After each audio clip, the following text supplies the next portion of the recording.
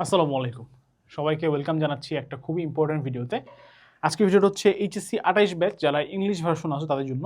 বাংলা ভার্সনটাও দেখতে পারো, কারণ আসলে আজকের ভিডিওতে এমন কোনো কথা বলবো না যেটা শুধুমাত্র ইংলিশ ভার্সনের জন্য প্রযোজ্য। সো আজকের ভিডিওটাতে আমরা একটা রুটিন বানাবো, আমরা একটা প্ল্যান বানাবো, যেই প্ল্যানটার মাধ্যমে আমরা সিলেবাস শেষ করব। সবসময় মনে রাখবা, যখন প্ল্যান করতে হবে, রুটিন বানাইতে হয়, রুটিনটা হইতে হয় অনেক বেশি অ্যাগ্রেসিভ। মানে কি ভাইয়া? মানে হচ্ছে তোমার হাতে যদি 10 দিন সময় থাকে এবং 10 দিনের ভিতরে যদি তোমার কোনো একটা জিনিস শেষ করতে হয়, কোনো একটা কাজ বা কোনো একটা প্ল্যানিং, দেন তোমার প্ল্যানিংটা হবে যে তুমি 7 দিনের ভিতরে শেষ করবা। তাহলে লাভ কি ভাইয়া? তাহলে 7 দিনের রুটিন অনুযায়ী তুমি চলতে চলতে কিছু জিনিস বাদ যাবে, সেইটা বাকি 3 দিনে তুমি শেষ করতে পারবা। ওভারঅল 10 দিনে অ্যাকচুয়ালি তোমার কাজটা শেষ হবে। সেম টেকনিক আমি এখানে অবলম্বন করবো আজকে। আজকে রুটিনটা হবে খুবই অ্যাগ্রেসিভ, যার মাধ্যমে আমরা 6 মাসে এইচএসসি ফার্স্ট পেপারের সিলেবাস শেষ করব। বাট কীভাবে রুটিন বানাবো, কী রুলস ফলো করতে হবে, কিভাবে পড়লে আসলে এই রুটিনটা ইফেক্টিভলি কাজ করবে, এগুলো নিয়ে আমরা এই ভিডিওতে কথা বলবো। আমি আকিব আহমেদ প্রত্যয়, পড়াশোনা করছি ঢাকা বিশ্ববিদ্যালয়ের ট্রিপল ডিপার্টমেন্টে। এর আগে আমি নটরডেম কলেজে ইংলিশ ভার্সনের স্টুডেন্ট ছিলাম। সুতরাং ইংলিশ ভার্সনের স্টুডেন্ট যারা আছো তারা বিশেষ করে এই রুটিনটা ফলো করতে পারো ইনশাল্লাহ। তাহলে চলো শুরু করি। হ্যাঁ, আচ্ছা। তো ভাইয়া প্রথম রুল কি? প্রথম রুল হচ্ছে ভাইয়া, প্রতি সপ্তাহে প্রত্যেক সাবজেক্ট টাচ করতে হবে।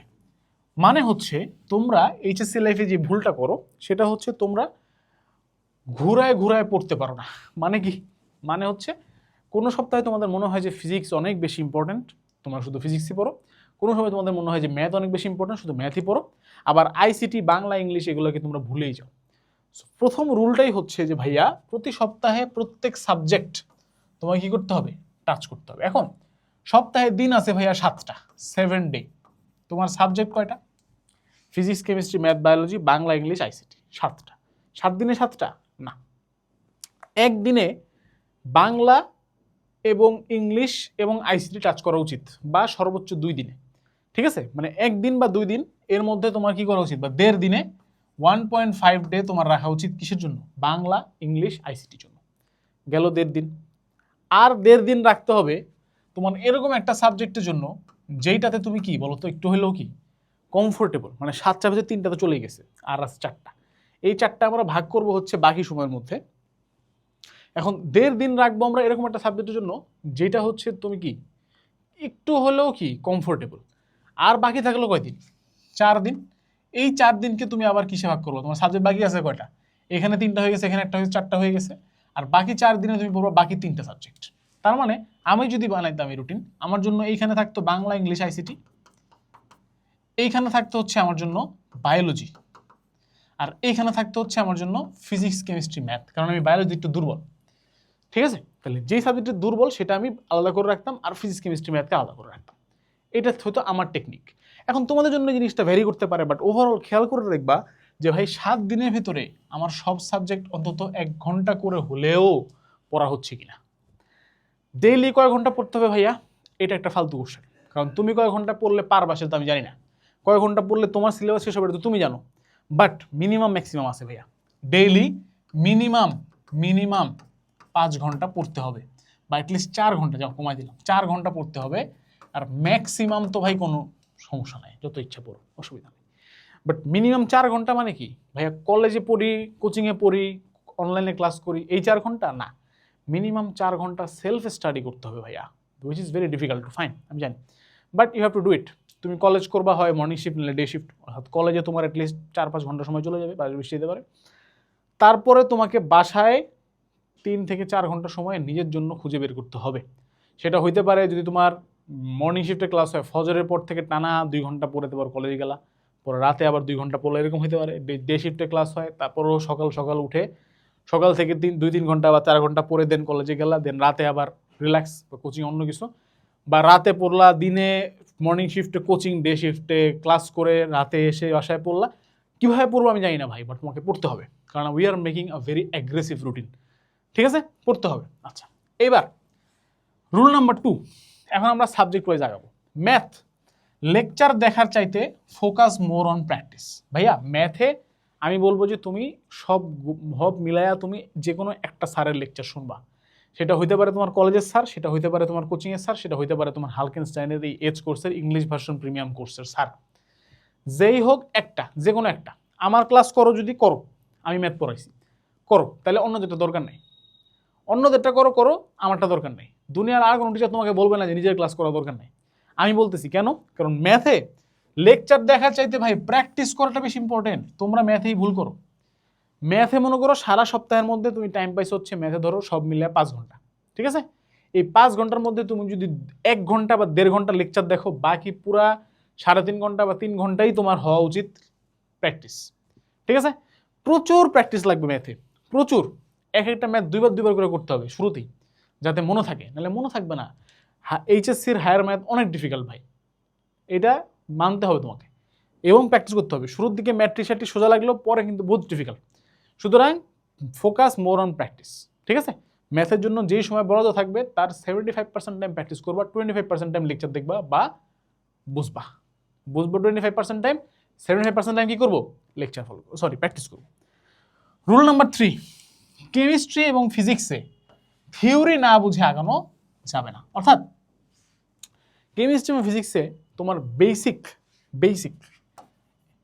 অনেক বেশি ইম্পর্টেন্ট। কোন জিনিসটা কেন হচ্ছে, কিভাবে হচ্ছে, কখন হচ্ছে, এই কোশ্চেনগুলো তোমাকে করতে হবে। কোথায় করবা? নিজেকেও করতে পারো, টিচারদেরকেও করতে পারো। আমাদের এখানে প্রবলেম ফেস করলে কি করবা? অনলাইনে, আমাদের তো অনলাইন কোর্স, কি করবা? এই যে তোমাদের তোমাদেরকে দেখাই দিই, এই যে আমাদের course EV premium course for HSC 28। Class দেখতেছি ভাইয়া, ক্লাস দেখতে সমস্যা হলো কি করব? দুইটা অপশন আছে। এক, চলে যাবা গ্রুপে, টেলিগ্রাম গ্রুপের লিঙ্ক দেওয়া আছে, এইখানে যাই জিজ্ঞেস করবা আমাকে, এখানে আমি সহ অন্যান্য সাবজেক্ট টিচাররা আছে, জিজ্ঞেস করবা যে ভাইয়া এইটা কিভাবে হইল। অথবা চলে যাবা এইখানে বর্ণ এআইতে, কোর্স কিনলে বর্ণ এআই এর সাবস্ক্রিপশন ফ্রি। এই বর্ণ এআই ট্রেন করা হয়েছে আমাদের কোর্স দ্বারা, আমাদের বই দ্বারা, আমাদের লেকচার দ্বারা। ও জানে তুমি কোন ভাইয়ার কোন ক্লাস করতেছো, ও জানে ভাইয়া কি পড়াইছে, ও জানে তোমার সমস্যাটা কি হতে পারে। এই বর্ণ এআইকে জিজ্ঞেস করবা। চ্যাট জিপিটি থেকে আলাদা কেন ভাইয়া? এটা আমাদের ডাটা দিয়ে ট্রেন করা, আমাদের কোর্স দিয়ে ট্রেন করা, সুতরাং ও তোমাকে বেটার অ্যান্সার দিতে পারবে। অথবা কি করবা? টেলিগ্রাম গ্রুপে জিজ্ঞেস করবা।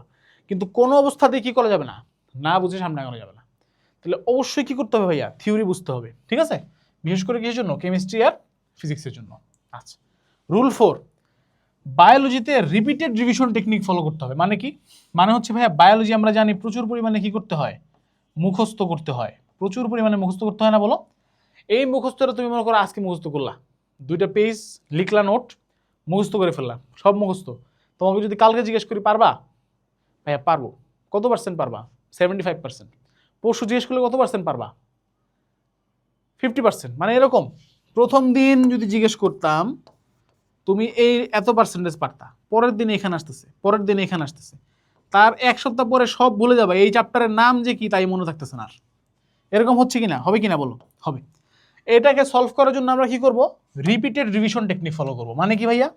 মানে হচ্ছে প্রথম দিন পড়লাম, দ্বিতীয় দিন একটু ভুললাম, তৃতীয় দিনেই পুশ আবার এখানে নিয়ে আসলাম। এই যে ব্লু কালারের পুশটা দিলাম, এটাই হচ্ছে রিপিটেড রিভিশন। এই সময় রিভিশন দেওয়ার সময় তোমাকে আবার গোড়া থেকে সবকিছু পড়তে হবে এরকম না। তুমি যা পড়ছো তাই তোমাকে জাস্ট কি করতে হবে? রিভিশন করতে হবে। তখন কি পার্সেন্টেজ আবার বেড়ে যাবে। তারপরে কি? তখন আবার আস্তে আস্তে কমবে, আস্তে আস্তে কমবে। আবার 1 মাস 1-2 সপ্তাহ পর রিভিশন, আবার একটা পুশ, এরকম। এইটাকে আমরা বলি রিপিটেড রিভিশন টেকনিক। সুতরাং বায়োলজিটা মনে রাখবা যে প্রচুর মুখস্থ করতে হবে, জন্য কি করতে হবে? বারে বারে পড়তে হবে, ঠিক আছে? তোমাদের জন্য একটা রুটিন বানানো আছে আমার কাছে। এই রুটিনটা ফলো করলে 6 মাসের সিলেবাস শেষ হবে। বাট আবার আমি বলতেছি, this is a very aggressive routine. অর্থাৎ এই রুটিন ফলো করে কেউ 6 মাসে শেষ করতে পারলে তুমি ভাই মারাত্মক লেভেলের স্টুডেন্ট। বাট তুমি যে লেভেলের স্টুডেন্ট হও না কেন, ইউ হ্যাভ টু ট্রাই। যদি এটা ট্রাই করো তাহলে 6 মাসের জায়গায় 8 মাস শেষ হবে, 8 মাসের জায়গায় 10 মাস শেষ হবে, 10 মাসের জায়গায় 12 মাস শেষ হবে, ম্যাক্সিমাম 12 মাস শেষ হবে, যদি তুমি মন প্রাণে ফলো করো। যেদিন থেকে শুরু করবা 6 মাসেরটা 12 মাসে শেষ হলেও কি আমাদের জন্য লাভ। দ্যাটস ওয়াই এই অ্যাগ্রেসিভ রুটিনটা আমরা বানাইছি।